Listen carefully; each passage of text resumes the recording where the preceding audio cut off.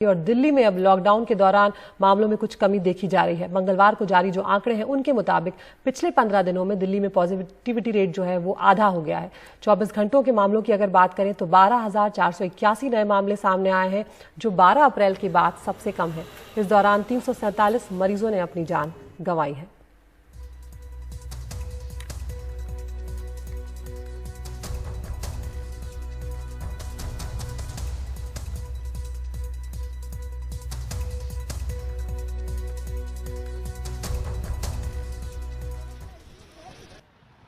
उत्तर पूर्वी दिल्ली के गुरु तेग बहादुर अस्पताल के सामने 500 आईसीयू बेड्स का अस्पताल तैयार है।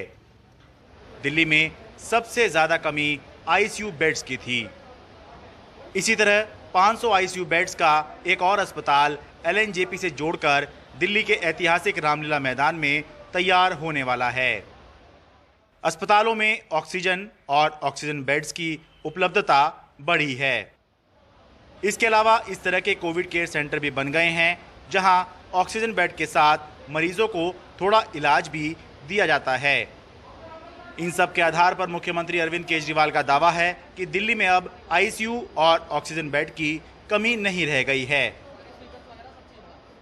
कोरोना की दूसरी लहर भी अब कम हो रही है थोड़ी। आप सभी के सहयोग से लॉकडाउन भी सफल रहा। हमने पिछले कुछ दिनों में ऑक्सीजन के बेड भी खूब बढ़ाए हैं। कल ही जीटीबी हॉस्पिटल के सामने 500 नए आईसीयू के बेड चालू किए हैं। अब दिल्ली में आईसीयू और ऑक्सीजन के बेड्स की कमी नहीं है। दिल्ली में संक्रमण के नए मामलों में भी कमी देखी जा रही है।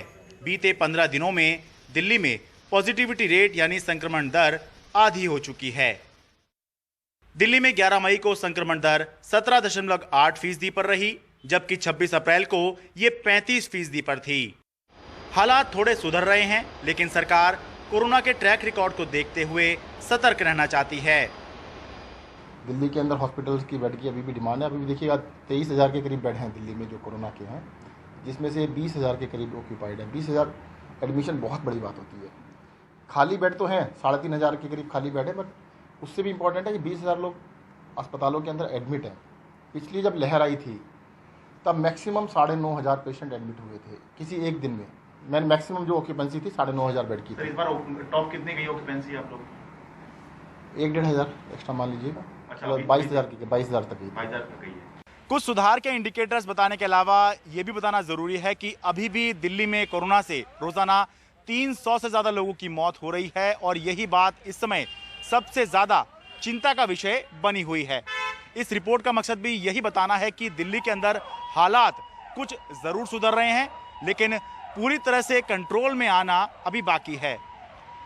दिल्ली से मैं शरद शर्मा, एनडीटीवी इंडिया।